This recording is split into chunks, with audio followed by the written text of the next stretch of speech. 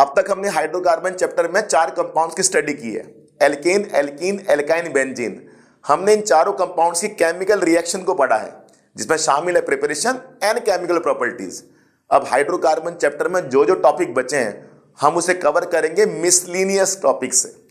तो पहला miscellaneous topic of hydrocarbon आपके सामने है boiling point of alkanes. Boiling point of alkanes. अब किसी भी ऑर्गेनिक कंपाउंड का बॉइलिंग पॉइंट किस पर डिपेंड करता है ये आपने देखना है। Boiling point of organic compound depends upon intermolecular force. Organic compound का बॉइलिंग पॉइंट डिपेंड करता है इंटरमॉलिक्यूलर फोर्स पर। ये देखिए आपके सामने एबी मॉलिक्यूल, इस एबी को आप एल्केन मान लीजिए, हाइड्रोकार्बन में हम एल्केन ले लेते हैं, ये भी एल्केन, ये भी एल्केन। इन दोनों एल्केन मॉलिक्यूल के बीच में ये जो डॉटेड लाइन है, इसी डॉटेड लाइन को कहते हैं इंटरमॉलिक्यूलर फोर्स। इंटरमॉलिक्यूलर फोर्स को डॉटेड लाइन से रिप्रेजेंट किया जाता है, नाम से साफ है। इंटरमॉलिक्यूलर फोर्स मॉलिक्यूल्स को पकड़ के रखती है। ये एबी मॉलिक्यूल, ये भी एबी मॉलिक्यूल, इन दोनों मॉलिक्यूल्स को पकड़ के रखा हुआ है किसने? इंटरमॉलिक्यूलर फोर्स ने। अगर ये फोर्स कमजोर होगी तो बॉइलिंग पॉइंट कम होगा, अगर ये फोर्स स्ट्रांग होगी तो बॉइलिंग पॉइंट भी ज्यादा होगा। अब देखते हैं एल्केन्स मॉलिक्यूल को होल्ड करने वाली इंटरमॉलिक्यूलर फोर्स स्ट्रांग है या वीक है। बड़ा आसान आंसर है इसका। देखिए अब CH बॉन्ड है, सब जानते हैं, हाइड्रोकार्बन की बात कर रहे हैं, alkanes are hydrocarbon, CH hydrocarbon. अब CH बॉन्ड नॉन पोलर होता है, नॉन पोलर। नॉन पोलर का मतलब होता है यहां चार्ज डेवलप नहीं होते, चार्ज क्रिएट नहीं होते, पॉजिटिव नेगेटिव चार्ज नहीं बनता। अच्छा मुझे बताइए पॉजिटिव नेगेटिव चार्ज कहां बनता है? जहां इलेक्ट्रोनेगेटिव एटम होता है, जैसे कार्बन और Br का बॉन्ड, Br नेगेटिव हो जाएगा, कार्बन पॉजिटिव हो जाएगा, यहां प्लस माइनस नहीं आएगा। ऐसे बॉन्ड को हम क्या कहते हैं? नॉन पोलर कहते हैं। अब अगला CH बॉन्ड भी होगा, जाहिर बात। ये देखिए अगला CH बॉन्ड। अब इस H और इस कार्बन के बीच में स्ट्रॉन्ग फोर्स नहीं आ पाएगी क्योंकि चार्ज डेवलप हुए नहीं। यहां पर देखिए अगर मैं अगला CBr बनाऊं तो कार्बन में प्लस, Br में माइनस, तो Br का माइनस, कार्बन का प्लस एक दूसरे को पकड़ेंगे तो भैया स्ट्रॉन्ग फोर्स आ जाएगी। यहां पर चार्ज डेवलप नहीं हुए तो इस H और इस कार्बन के बीच में स्ट्रॉन्ग फोर्स नहीं आ पाएगी। ऐसी फोर्स को हम क्या कहते हैं? वीक वेंडरवाल फोर्स कहते हैं। ये वीकेस्ट इंटरमॉलिक्यूलर फोर्स होती है। अच्छा जहां प्लस माइनस आ जाएगा उसे क्या बोलेंगे? Dipole interaction. इसकी स्टडी हम आगे जाकर कर लेंगे, अभी तो हम एल्केन के बारे में पढ़ रहे हैं। तो एल्केन मॉलिक्यूल को जो फोर्स पकड़ के रखती है उसका नाम क्या है? Weak van der Waal force. ये वीक फोर्स होती है। और ये फोर्स कहां एग्जिस्ट करती है? जब मॉलिक्यूल क्या होगा? नॉन पोलर होगा, जहां चार्ज डेवलप नहीं होंगे। क्योंकि फोर्स वीक है तो बॉइलिंग पॉइंट भी क्या होगा? लो होगा। तो सीधा फैसला आ गया, intermolecular force between hydrocarbon molecule, alkane molecule is weak van der Waal force, that is why their boiling point is low. Alkane का बॉइलिंग पॉइंट बच्चों लो होता है, लिखा हुआ है एल्केन का बॉइलिंग पॉइंट, तो एल्केन का बॉइलिंग पॉइंट लो होता है। अब देखिए आगे का हिसाब किताब। As the carbon atom increases strength of weak van der Waal force increases. जैसे जैसे कार्बन एटम इंक्रीज होते जाएंगे, मास बढ़ेगा, सरफेस एरिया बढ़ेगा, ताकत आ जाएगी। तो number of carbon atom increase करता जाइए, methane, ethane, propane, butane, boiling point बढ़ता जाएगा। क्यों? वीक वेन वाल फोर्स में ताकत आने लगेगी, एकता हो जाएगी। जहां एकता होती है वहां बल होता है, स्ट्रेंथ इन यूनिटी। ठीक है बच्चों, तो लिखा हुआ as the carbon atom increases strength of weak van der Waal force increases, that is why boiling point increases. जैसे जैसे कार्बन एटम बढ़ेंगे बॉइलिंग पॉइंट भी बढ़ेगा, क्योंकि strength of when der Waal force increase होती जाएगी। तो वेन डर वाल फोर्स की स्ट्रेंथ कैसे बढ़ती है? जैसे कार्बन एटम इंक्रीज होते जाएंगे, सरफेस एरिया बढ़ता जाएगा, मास बढ़ता जाएगा। ठीक है बच्चों, ब्रांच चेन का सरफेस एरिया कम होता है तो बॉइलिंग पॉइंट भी कम होता है। बॉइलिंग पॉइंट डिपेंड करता है सरफेस एरिया पर, मास पर। ब्रांच चेन जो होती है, जैसे कार्बन कार्बन के बीच में 4 कार्बन है एटम है, ये स्ट्रेट चेन है, कार्बन कार्बन, ये ब्रांच चेन हो गई। तो स्ट्रेट चेन का बॉइलिंग पॉइंट ज्यादा, ब्रांच चेन का बॉइलिंग पॉइंट कम। इंश्योर करिए दोनों जगह 4 कार्बन है, इधर भी 4 कार्बन, इधर भी 4 कार्बन, एक स्ट्रेट चेन में, एक ब्रांच चेन में। तो ब्रांच वाले का बॉइलिंग पॉइंट कम होगा स्ट्रेट चेन के कंपैरिजन में। सरफेस एरिया कम हो जाएगा, बॉइलिंग पॉइंट भी कम हो जाएगा। तो बॉइलिंग पॉइंट डिपेंड करता है सरफेस एरिया पर, मास पर। तो बस सीधा से लिखा है ब्रांच चेन है लेस बॉइलिंग पॉइंट। तो आपके सामने दो क्वेश्चन ए और बी, मीथेन से ज्यादा बॉइलिंग पॉइंट इथेन का, इथेन से ज्यादा बॉइलिंग पॉइंट प्रोपेन का। कार्बन एटम बढ़ते जाएंगे, बॉइलिंग पॉइंट बढ़ता जाएगा।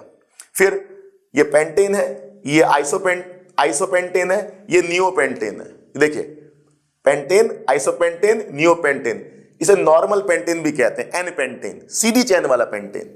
Normal pentane, isopentane, neopentane. बताइए इन सभी में कितने कार्बन? 5। देख लीजिए 1 2 3 4 5, 1 2 3 4 5, 1 2 3 4 5, सभी में 5 कार्बन है। लेकिन यहां ब्रांचिंग ज्यादा हो गई, यहां ब्रांचिंग कम है, यहां तो कोई ब्रांचिंग ही नहीं है। तो सरफेस एरिया कम होता जाएगा, बॉइलिंग पॉइंट भी कम होता जाएगा। तो ये है बच्चों। तो सबसे ज्यादा बॉइलिंग पॉइंट किसका? पेंटेन का, फिर आइसोपेंटेन का, फिर सबसे कम बॉइलिंग पॉइंट नियोपेंटेन का। तो बॉइलिंग पॉइंट इनका इस तरह से डिक्रीज हो जाएगा, या कार्बन की लेंथ बढ़ती रहेगी तो बॉइलिंग पॉइंट बढ़ता रहेगा। इंश्योर करिए कि सभी में 5 ही कार्बन हो, तब जाके ब्रांचिंग का बॉइलिंग पॉइंट कम हो जाएगा, स्ट्रेट चेन का बॉइलिंग पॉइंट ज्यादा हो जाएगा। अगला टॉपिक है एरोमेटिसिटी। एरोमेटिसिटी में बच्चे को सबसे पहले क्या पता होना चाहिए कि 11th 12th क्लास में कौन से कंपाउंड एरोमेटिक होते हैं। बड़ा सीधा सा आंसर है, बेंजीन और से कंपाउंड्स को एरोमेटिक कंपाउंड कहा जाता है।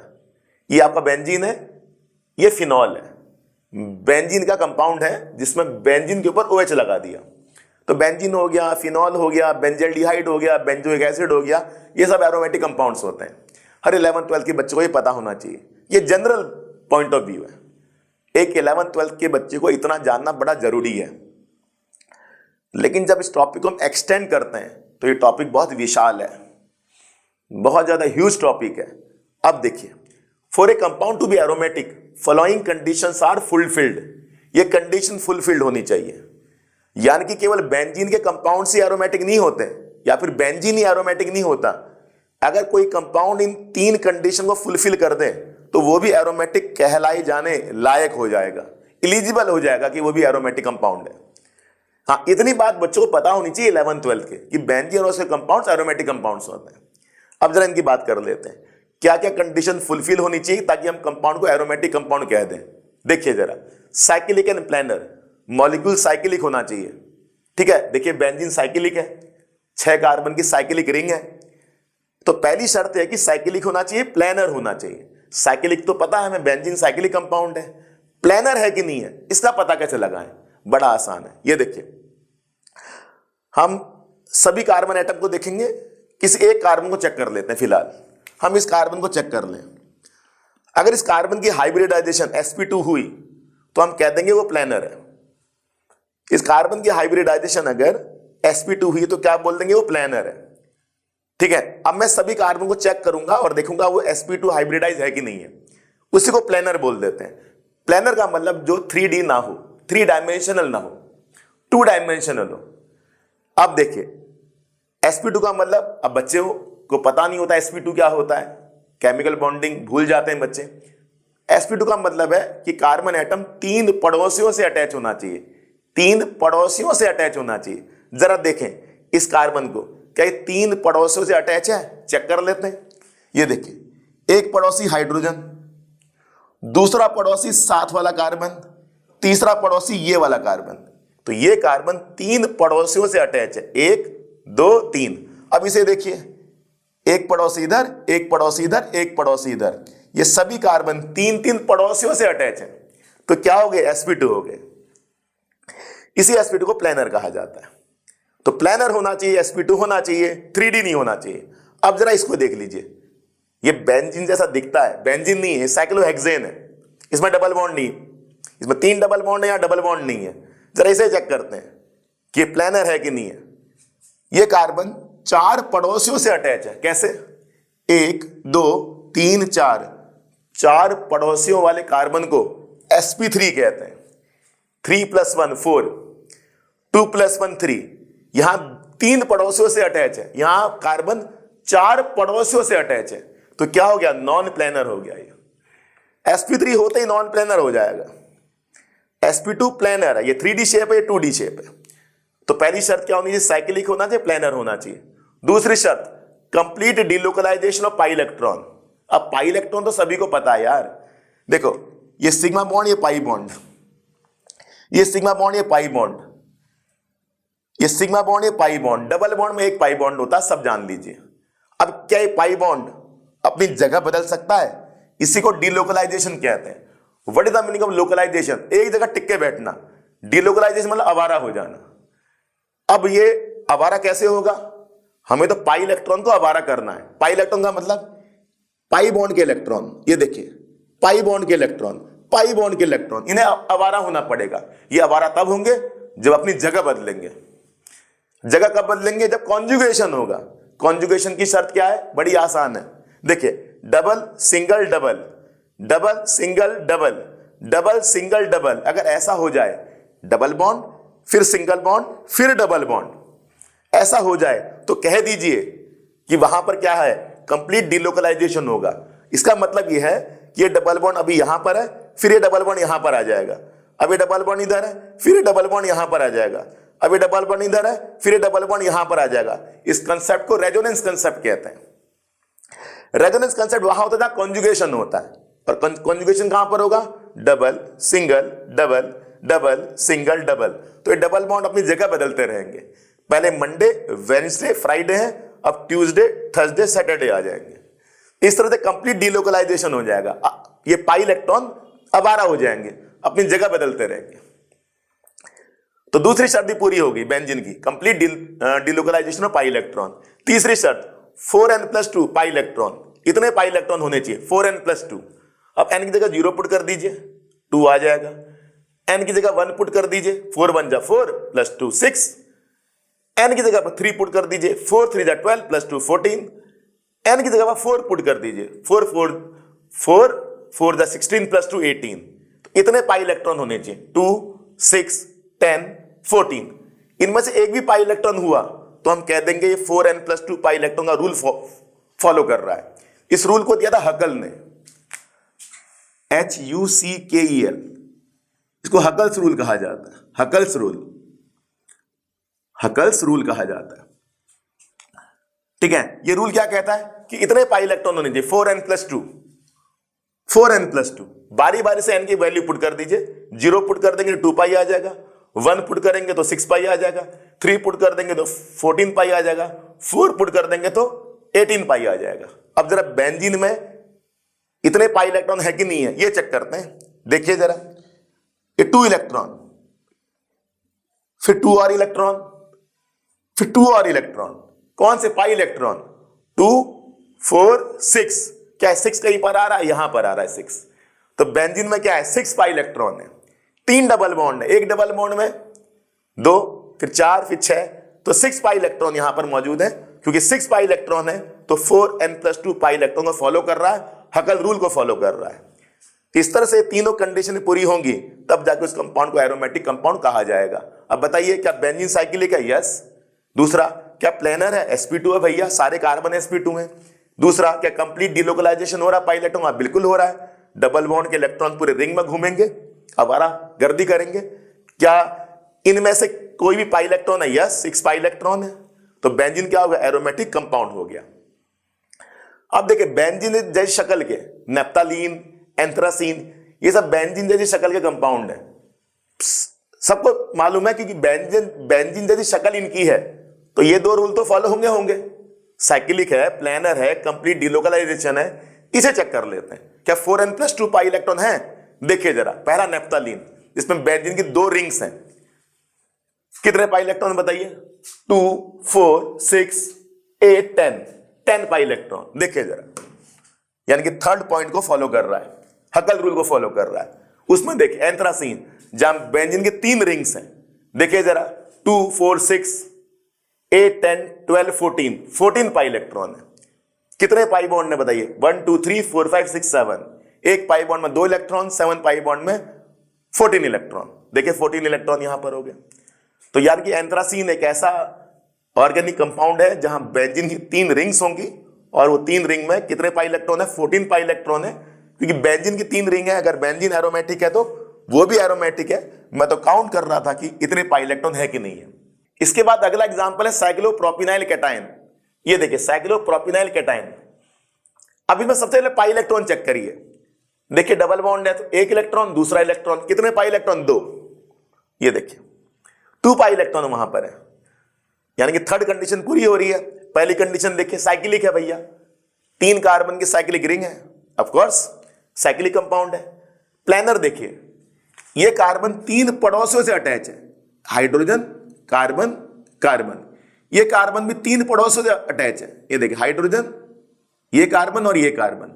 ये कार्बन भी 3 पड़ोसियों से अटैच है, एक इधर एक इधर, तीसरा यहां पर H लगा दीजिए। इस तरह से देखिए सभी कार्बन एटम जो है 3 पड़ोसियों से अटैच है। 3 पड़ोसी मतलब sp2 हाइब्रिडाइजेशन है, प्लानर है।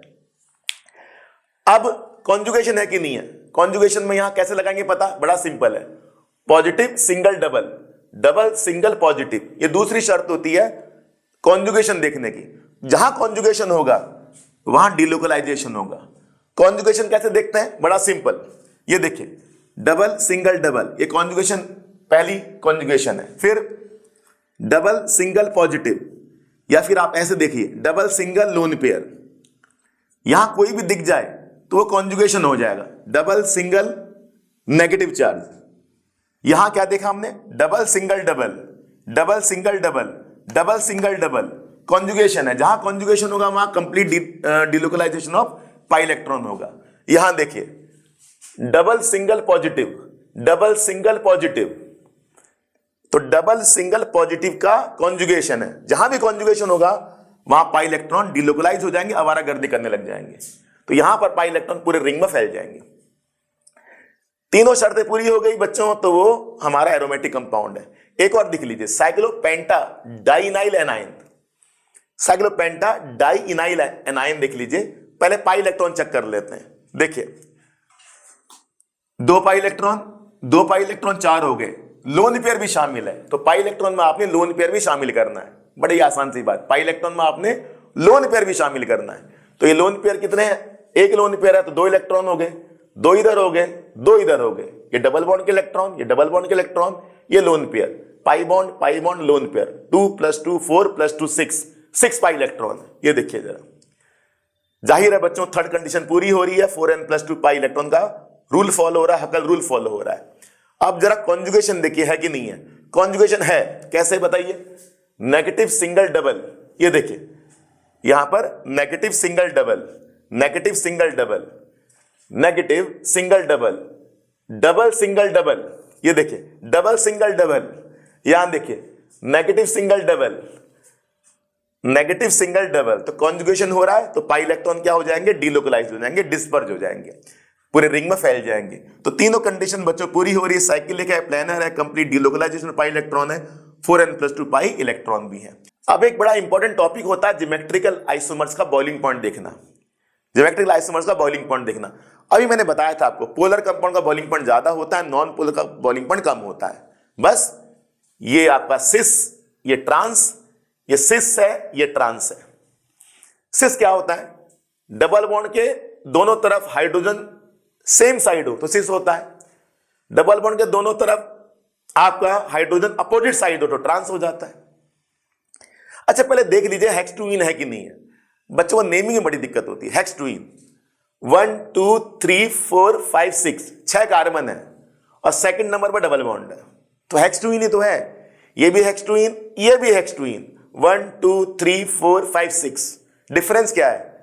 यहां पर हाइड्रोजन सेम साइड है और यहां पर हाइड्रोजन अपोजिट साइड है, तो ये आपका ट्रांस हो जाएगा, ये आपका सिस हो जाएगा। सिस हेक्सटूइन, ट्रांस हेक्सटूइन। ये कौन है? GI, geometrical isomers. दोनों में से बॉइलिंग पॉइंट किसका ज्यादा है ये देखना है। तो देखते हैं जरा भैया बॉइलिंग पॉइंट किसका ज्यादा है। तो क्या करना है आपने? ये बॉन्ड मूवमेंट बनाना है। ये बॉन्ड मूवमेंट का हेड और ये टेल, हेड उसकी तरफ जाता है तो ज्यादा इलेक्ट्रोनेगेटिव होता है। डबल बॉन्ड वाला कार्बन सिंगल बॉन्ड वाले कार्बन से ज्यादा इलेक्ट्रोनेगेटिव होता है, ये अच्छे से पता कर लीजिए। सिंगल बॉन्ड वाला कार्बन कम इलेक्ट्रोनेगेटिव, डबल बॉन्ड वाला कार्बन ज्यादा इलेक्ट्रोनेगेटिव, ट्रिपल बॉन्ड वाला कार्बन सबसे ज्यादा इलेक्ट्रोनेगेटिव। तो सिंगल बॉन्ड वाला कार्बन कम इलेक्ट्रोनेगेटिव होगा, डबल बॉन्ड वाला कार्बन ज्यादा इलेक्ट्रोनेगेटिव होगा, ट्रिपल बॉन्ड वाला कार्बन सबसे ज्यादा इलेक्ट्रोनेगेटिव होगा। तो ये कार्बन सिंगल बॉन्ड वाला है, ये कार्बन डबल बॉन्ड वाला है, ये इलेक्ट्रोनेगेटिव ज्यादा। जो इलेक्ट्रोनेगेटिव ज्यादा होगा उसकी तरफ हेड आएगा, जो इलेक्ट्रोनेगेटिव कम होगा उसकी तरफ टेल आएगा। इसको बॉन्ड मूवमेंट कहा जाता है। हेड उसकी तरफ लगेगा जो इलेक्ट्रोनेगेटिव ज्यादा होगा। फिर बिल्कुल सेम यहां भी देखिए, ये सिंगल बॉन्ड वाला कार्बन, ये डबल बॉन्ड वाला कार्बन, हेड इसकी तरफ आ जाएगा। कितना आसान है। अब दोनों बॉन्ड मूवमेंट की डायरेक्शन सेम है। जब दोनों बॉन्ड मूवमेंट की डायरेक्शन सेम होती है तो रिजल्टेंट इस तरफ आ जाएगा, ये रिजल्टेंट आ जाएगा। इसका मतलब है दोनों बॉन्ड मूवमेंट सेम डायरेक्शन को फॉलो कर रहे हैं, दोनों की मंजिल एक ही है। तो मंजिल कहां की तरफ है? नीचे की तरफ। ये रिजल्टेंट आ गया। जहां भी इस तरह का रिजल्टेंट आ जाता है उसे पोलर कहते हैं। अब उसे चेक करते हैं पोलर है कि नहीं है। बताइए, ये आपका बॉन्ड मूवमेंट, ये आपका बॉन्ड मूवमेंट, हेड टेल, ये कैंसिल हो जाएंगे। महाभारत तो देखा होगा आपने, दो तीर ऐसे जा रहे हैं, कैंसिल हो गया, अपोजिट डायरेक्शन में जा रहे हैं। ये अपोजिट डायरेक्शन में बॉन्ड मूवमेंट जा रहे हैं। अपोजिट डायरेक्शन का मतलब रिजल्टेंट नहीं आएगा यहां पर, ये सेम डायरेक्शन की तरफ जा रहे हैं तो रिजल्टेंट आ जाएगा। ये पोलर, ये नॉन पोलर। बताइए किसका बॉइलिंग पॉइंट ज्यादा होता है? पोलर वाले का बॉइलिंग पॉइंट ज्यादा होता है। वहां स्ट्रॉन्ग इंटरमॉलिक्यूलर फोर्स से इंटरेक्ट हो जाते हैं मॉलिक्यूल, ठीक है, प्लस माइनस चार्ज आ जाता है। तो high boiling point, low boiling point. इस तरह से बच्चों हमने इंपॉर्टेंट टॉपिक पढ़ा, boiling point of geometrical isomers. Important question पूछा जाता है एग्जाम में।